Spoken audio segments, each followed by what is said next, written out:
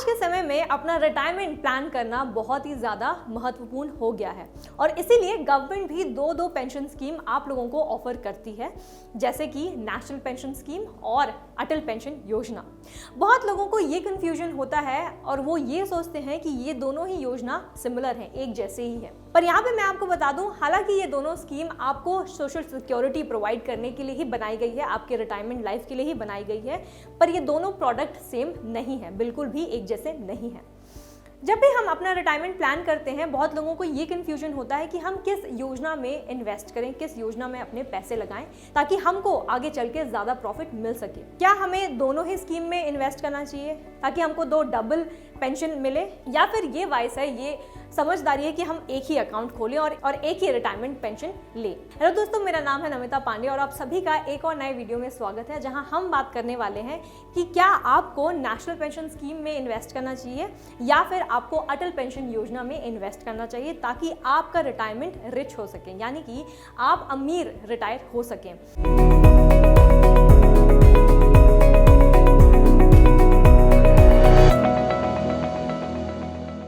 Video को अंत तक देखें ताकि आपको एक क्लियर आइडिया मिल जाए कि आपको किस में इन्वेस्ट करना चाहिए, आपके लिए बेस्ट प्लान कौन सा हो सकता है based on your preference, and also कि आपको किस तरह के बेनिफिट्स मिलते हैं इन दोनों ही योजनाओं में। अगर हम दोनों को कंपेयर करें तो सबसे पहले हम जान लेते हैं कि ये दोनों योजना होता क्या है आखिर। अगर हम एनपीएस यानी कि नेशनल पेंशन स्कीम के बारे में बात करें तो ये एक लॉन्ग टर्म इन्वेस्टमेंट प्लान है जो सेंट्रल गवर्नमेंट से स्टार्ट किया गया था और ये इस योजना में सारे यानी कि जो भी पब्लिक, प्राइवेट और साथ ही अनऑर्गेनाइज्ड सेक्टर्स में काम कर रहे हैं उन सारे लोगों के लिए ओपन है।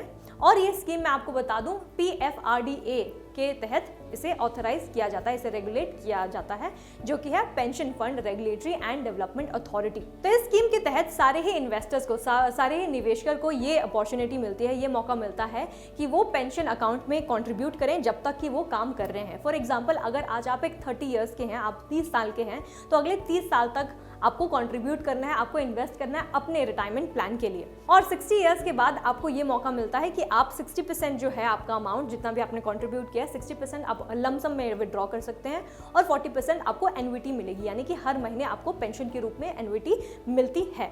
वहीं अगर हम अटल पेंशन योजना की बात करें तो ये पेंशन जो स्कीम है ये खास करके अनऑर्गेनाइज्ड सेक्टर्स के लिए ही बनाया गया है। इस योजना का उद्देश्य यही था कि ताकि सारे जो अनऑर्गेनाइज सेक्टर्स में काम करते हैं, जैसे कि आपका हो गया ड्राइवर हो गए, जो डिलीवरी बॉयज़ हैं, जो घर पे काम करने वाली बाई आती है उनके लिए, तो सारी अनऑर्गेनाइज सेक्टर्स में जितने भी लोग काम करते हैं उन लोगों के लिए खासकर अटल पेंशन योजना तैयार किया गया है, डिज़ाइन किया गया है, ताकि आगे चलकर उनको भी किसी तरह की तकलीफ ना हो when it comes to financial crisis. 60 साल की उम्र में जहां आज हमको ये मौका मिलता है कि हम अपने रिटायरमेंट प्लान कर सकें, अगर हम एक प्राइवेट कंपनी में काम करते हैं, पब्लिक कंपनी में काम करते हैं, किसी भी सेक्टर में काम करते हैं, हमको ये मौका मिलता है कि हम अपना रिटायरमेंट प्लान कर सकें।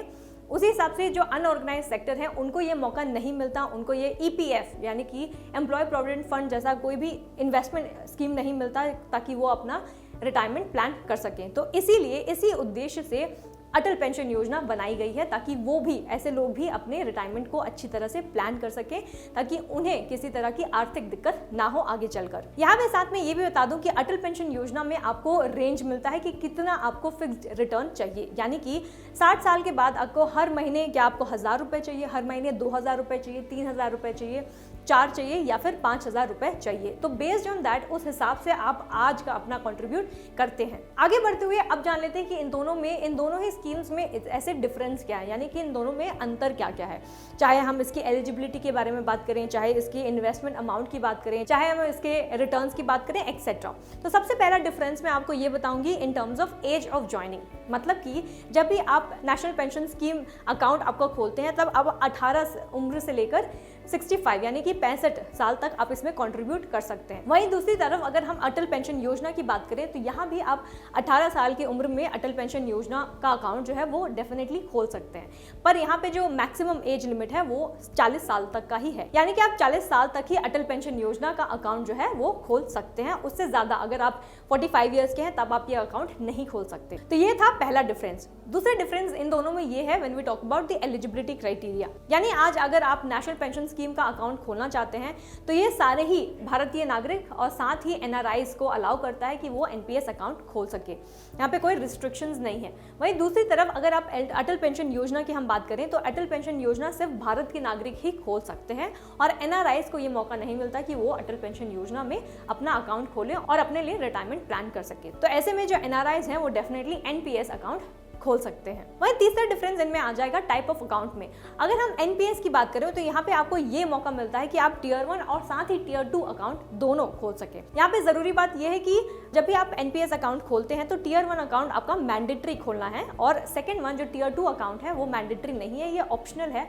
आप चाहें तो टियर 2 अकाउंट खोल सकते हैं और आप नहीं चाहते तो इसे स्किप भी कर सकते हैं। पर अगर आप नेशनल पेंशन अकाउंट खोल रहे हैं तब मैंडेटरी है कि आपका टियर 1 अकाउंट जरूर हो। वहीं अगर हम अटल पेंशन योजना की बात करें तो यहाँ पे एक व्यक्ति एक ही अकाउंट खोल सकता है, तो यहाँ पे आपको दो ऑप्शंस नहीं मिलते। वहीं नॉमिनेशन की बात करें तो एनपीएस में और साथ ही एपीवाई यानी कि अटल पेंशन योजना में दोनों में ही आपको नॉमिनी मैंडेटरी भरना ही है, आपको किसी ना किसी को नॉमिनेट करना ही है। तो यहाँ पे छोटा सा डिफरेंस इन दोनों में ये आ जाता है कि नेशनल पेंशन स्कीम में आपके जो स्पाउस हैं, पति पत्नी है, वो आपके नॉमिनी नहीं हो सकते। While on the other hand, अगर हम अटल पेंशन योजना की बात करें तो यहाँ पे आपका जो स्पाउस है, आपकी पति पत्नी है, वो आपके नॉमिनी डेफिनेटली बन सकते हैं। वहीं अगर हम स्लैब ऑफ पेंशन की बात करें यानी कि 60 साल के बाद आपको कितना रिटर्न मिलेगा, अगर हम एनपीएस की बात करें तो सिंस ये इक्विटी में भी इन्वेस्ट करता है तो यहाँ पे जो जितना आपको रिटर्न मिलेगा वो डिपेंड करेगा कि आपका जिस फंड में आपने इन्वेस्ट किया उसका परफॉर्मेंस कैसा है, उसका मार्केट परफॉर्मेंस कैसा है और साथ ही की मार्केट कंडीशन अभी के लिए कैसे चल रही है। वहीं अगर हम अटल पेंशन योजना की बात करें तो यहाँ पे स्लैब ऑफ आपका पेंशन हो जाएगा, इट विल रेंज, मतलब कि आपको 1000 से 5000 के बीच में कितना भी फिक्स्ड जो पेंशन है आपको डेफिनेटली मिल जाएगा आफ्टर 60 इयर्स ऑफ एज। तो वहीं गारंटीड रिटर्न्स की हम बात करें तो एनपीएस आपको किसी भी तरह का गारंटीड रिटर्न नहीं देता क्योंकि ये मार्केट लिंक्ड है और आपका जो इसमें जो रिटर्न है 8 to 10% या फिर आपने ज़्यादातर इक्विटी में इन्वेस्ट किया तो आपका 10% से भी ज़्यादा रिटर्न आपको मिल सकता है। वहीं अगर अटल पेंशन योजना के रिटर्न के बारे में बात करें तो यहाँ पे डिपेंड करता है कि आपने किस एज, किस उम्र में स्टार्ट किया है कॉन्ट्रीब्यूट करना और आपको कितना पेंशन चाहिए। अगर आपको हर महीने 1000 रुपये चाहिए पेंशन 60 साल के बाद, तब आपको एक स्पेसिफिक अमाउंट कंट्रीब्यूट करना होगा हर साल। अगर आपको 2000 रुपये चाहिए, 3000 रुपये चाहिए, 4000 रुपये चाहिए या फिर 5000 रुपये चाहिए। तो आज अगर आपको से फॉर एग्जांपल आपको 2000 रुपये चाहिए, मान लेते हैं आपको 2000 रुपये चाहिए मंथली पेंशन 60 साल के बाद, तो आपको एक अमाउंट, फिक्स्ड अमाउंट पे करना है टुवर्ड्स योर एपीवाई। वहीं अगर आपको आगे चलकर मान लेते हैं आपको 3000 रुपये चाहिए तो ऐसे में आप अपना कंट्रीब्यूशन बढ़ा भी सकते हैं। वहीं अगर हम इन दोनों के ही प्रीमेच्योर विड्रॉल की बात करें तो इन दोनों में ही प्रीमेच्योर विड्रॉल अलाउड है, लेकिन इसमें थोड़े टर्म्स और कंडीशंस भी है। यानी कि अगर आप नेशनल पेंशन स्कीम में इन्वेस्ट करते हैं तब जाके 3 साल के कंट्रीब्यूशन के बाद ही आप अपना 25% का जो कंट्रीब्यूशन है वो निकाल सकते हैं।